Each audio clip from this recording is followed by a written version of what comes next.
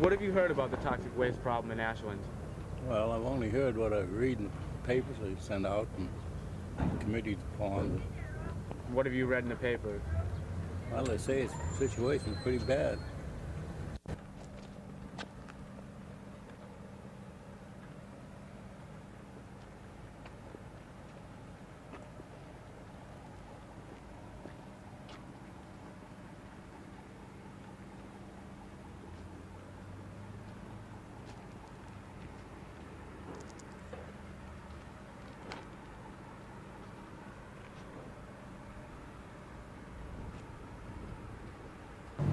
I know there's federal money they're trying to get. Until they get that, I'm sure they won't be doing it. But that's been years, and it doesn't seem. I think it's number about 7 on the top of the list of one of the bad places in the country, but I don't see any federal money coming yet.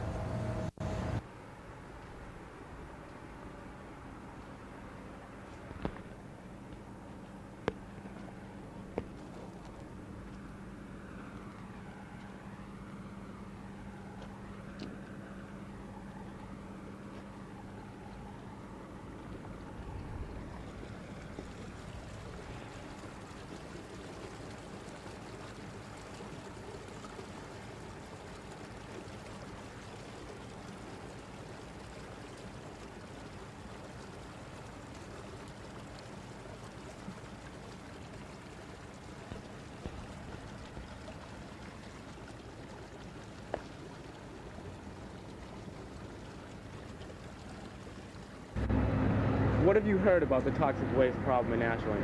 That it's very serious. We really have to watch our water and investigate carefully. Do you know if anything's being done about it? There's a lot being done about it. Do you know what? Not exactly in detail, no. Have you heard anything about the toxic waste problem in Ashland? Not much, just what's in the paper. What's in the paper? Just that they have a park down there and green stuff was coming out of the bottom. I don't know. Is anything being done to clean it up? Not that I know of. I don't know. And how dangerous is it? I don't know. I don't even know exactly where it is.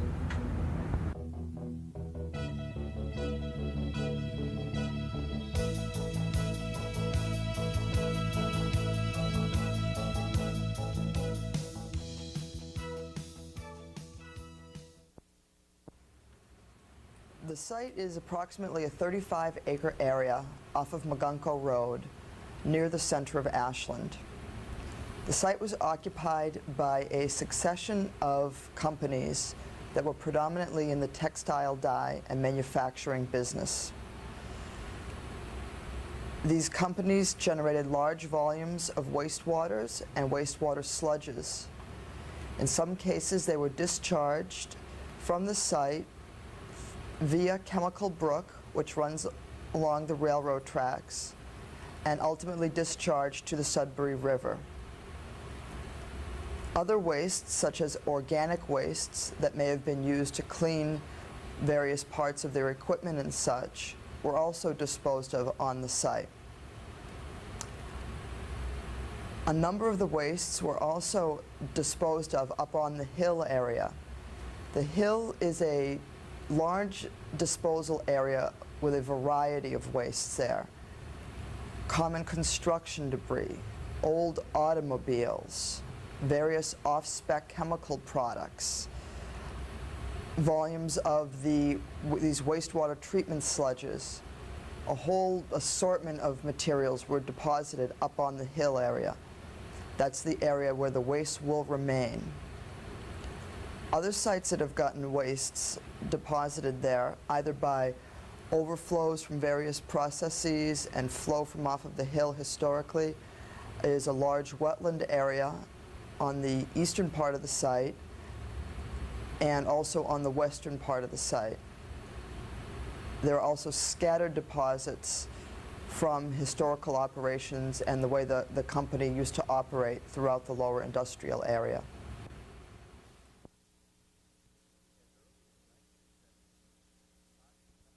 As early as 1917, toxic chemical waste was disposed of on the land now known as the Nyanza Toxic Waste Dump.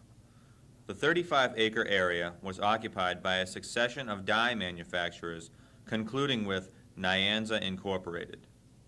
From the early 1930s until 1964, the chemical manufacturing company owned the majority of the land and operated on the site. On December 31st, 1964, they merged with the Textile, Aniline, and Chemical Company. A week later, the company was renamed Nyanza. In 1967, the Massachusetts Division of Water Pollution Control ordered Nyanza to pre-treat their wastewater and to hook up to the MDC sewer system. 4 years later, Nyanza discontinued the use of mercury in their dye manufacturing and then complied with the order. From 1917 to 1971, approximately 30,000 pounds of mercury-bearing sludge was dumped on the land. In 1972, the Department of Public Health cited Nyanza for sanitary landfill violations. In October of 1973, the Division of Water Pollution Control ordered Nyanza to implement a plan to stop groundwater pollution within the year. 6 months later, Nyanza submitted the plan and was granted a 1-year extension on its implementation. In 1977, Nyanza was found in contempt by Suffolk Superior Court for failure to implement this plan.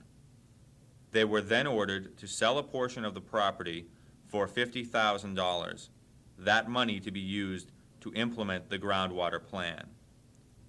In November of 1978, Nyanza declared bankruptcy. In December, Nyanza sold the remaining land to a private citizen.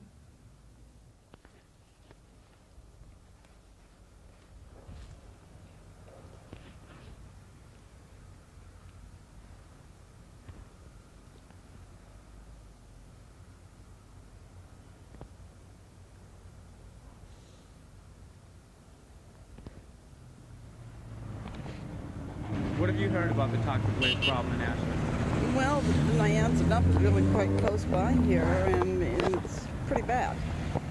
Okay, is anything being done to clean it up? Well, it's supposed to be. As far as I know, they're not doing very much. You know, all I read is that people are talking about it and meeting in the church, and you know, talking to the state officials and the EPA and whatever else. But you know, I don't see anything positive being done yet. And if any money has been allocated to correct the problem, you know, I don't see anybody working on it. Okay, the role of ACE in the cleanup is to work with federal, state, and local officials and to educate and inform the public of all aspects of the cleanup of Nyanza site. Some of the effects we've had on the site was the formation of a Citizens Advisory Committee, which we were a very important part of. Which meets once a month at Town Hall. Right. This is with all the officials, local, state, and federal, everybody that's involved. All interested parties are invited. It's open to the public the 4th Tuesday of every month. In the beginning, when ACE was started, through the help with Senator Burke, we got information going to the library. So, in January of this year, we had what we called Nyanza Night 2, which was a public forum. We invited the public from Ashland, as well as all the towns down the Sudbury River who are affected by the site, as a public education night. We had a panel speak. We had Mary Sanderson of the EPA, Pat Donahue of the DEQE, Dr. Henley Fassler, Ashland Board of Health, Arthur Quiglieri of Camp Dresser McKee, which is the engineering firm for the EPA, and we had Claudia Lefter from our Water Sewer Department. Each one spoke on their department's involvement in the cleanup. This is an extremely successful night. We had in the area of 175 people come down. Probably our biggest responsibility is informing the public of the actions of the cleanup. we're planning on doing another Nyanza Night 3. We've discussed having a Nyanza Night 3. I think probably the most appropriate time would be During the shortly before the actual physical cleanup begins on site, before the trucks start rolling, which we're hoping will be sometime late summer, early fall. The state's role is primarily for oversight, and we review the plans and documents that EPA or the EPA's contractors produces and offer comments. the funding for the investigation was completely federal money. But however, the cleanup and the construction costs, 90% will be paid by the EPA and 10% will be paid by the state government. So when you're talking a $10 million cleanup, even $1 million to come out of the state budget is significant. So we have quite a concern in how the money is spent. The remedial design for the Phase 1 of the cleanup at the Nyanza site consists of several components. One of the components, which will be the first, will be excavation of scattered waste deposits throughout the site. As you saw in the background, there are those small localized pockets of contamination. Those areas will be excavated, solidified, and placed up onto the hill for final deposition. The areas that will be excavated in the wetlands areas will be revegetated, and those wetlands will be brought back to their original state as best we can. Once all those wastes are deposited up in that hill area, the entire hill area will be capped. That will be a combination of a clay material, a low permeability material, a clay type material that is mixed with the local soils, in combination with a synthetic layer, the high density polyethylene. This will keep moisture out from entering the wastes that will remain there in place. Another component of the remedial design is the excavation of a trench. That is that area that is up gradient of the site in the clean fill. That trench will be excavated down to the bedrock and into the bedrock, which is shallow in that area, and that will be to keep the surface water away from the cap, to maintain the integrity of that, and to also lower the groundwater in that area. Because the waste deposits will not be lined, it will lower the groundwater in that area from getting into the waste deposits. One other component of the remedial design, in addition to that excavation, capping of the area, and installation of that trench, will be long-term monitoring of the site. There will be groundwater monitoring and maintenance of that cap area with regular inspections. What have you heard about the toxic waste problem in Ashland? I've heard about Nyakol over here where they have the trouble with the toxic waste. It's very important for people to distinguish the difference between Nyakol and Nyanza, to understand that Nyakol does not own any of the dump site problem as it's been identified. The dump site situation developed over many, many years by the ownership of Nyanza. Nyakol is a relatively new and very different kind of operation. We manufacture colloidal silicas, not the dye stuffs that Nyanza was associated with. It's important also to realize that Nyakol Products is a tenant on part of the land formerly owned by Nyanza. Our role in being involved in the Community Advisory Committee is one that I've taken a strong, very active input and involvement with. Basically for two reasons. As we earlier stated, we really do share very strongly in Ashland as a community concern for health problems.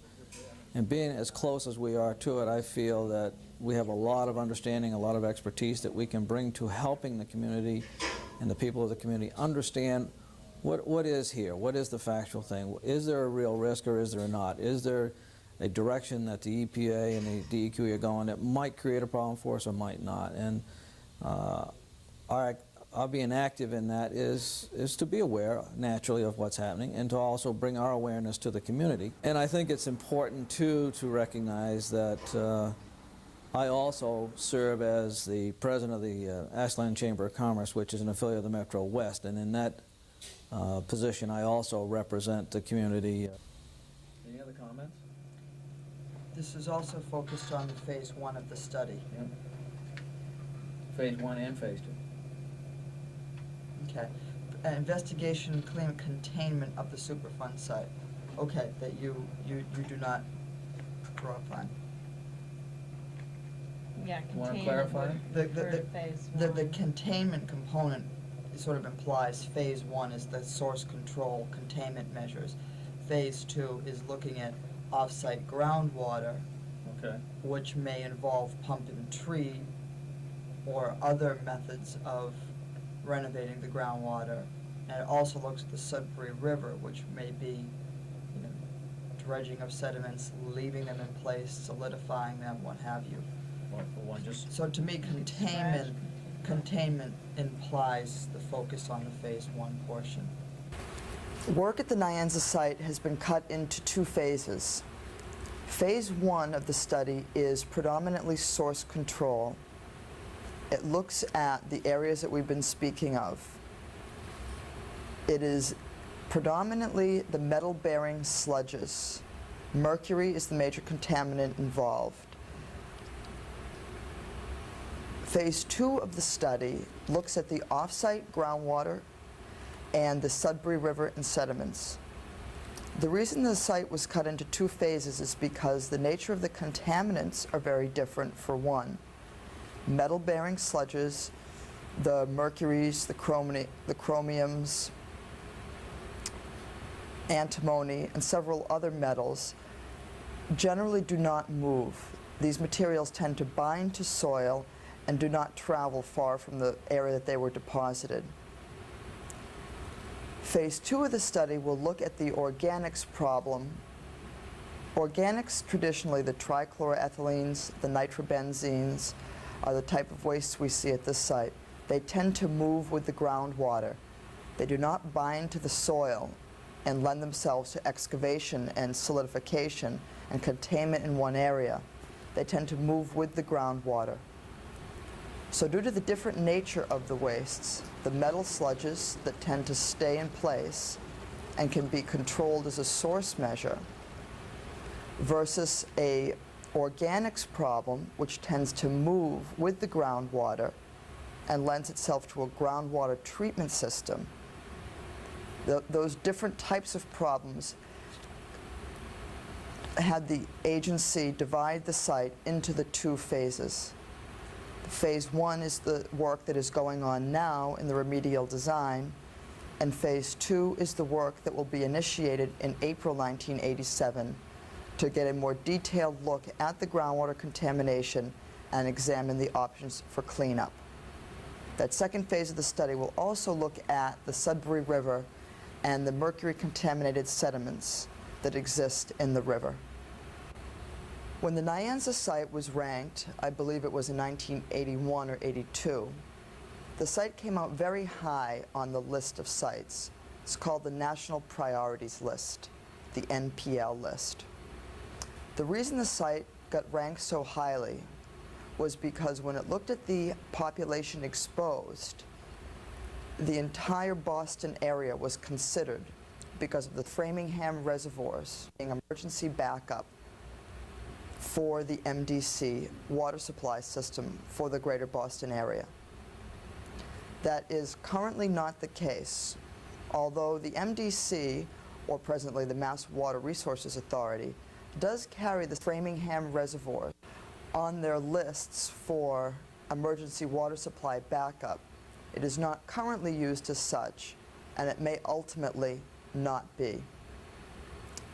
If the site were to be re-ranked today using that same model, it is highly unlikely that Nyanza would fall as high up on the list because of that population exposure potential. However, the site clearly would fall on the list, which is what makes a site eligible for federal funding. The only way it could be dangerous is direct exposure, right? Like if it touched you, the actual stuff. Well, even then, breathed in a lot of it. that's even debatable. You have to really ingest it. Like even breathing it, it doesn't, and it's just in its form that it's there now. There are no air emissions off of it. When it gets kicked up, the dirt bike kind of thing, when construction takes place, they'll have to, make sure that levels are kept, within allowable limits. And you have to really ingest the stuff. I mean, we're talking eat dirt. You have to ingest the stuff.